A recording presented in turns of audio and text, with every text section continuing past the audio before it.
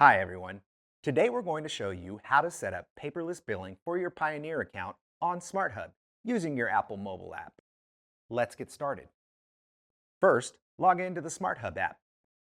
On the SmartHub home screen, press the three dots in the bottom right-hand corner. Then select Settings. Next, select Paperless Billing. Here you will toggle the button to activate paperless billing. You will see a pop-up verifying you would like to stop receiving printed bills and turn on paperless billing. Select Yes.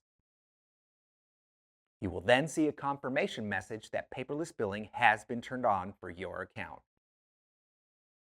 If you need more help or have any questions, visit us at gopioneer.com/support.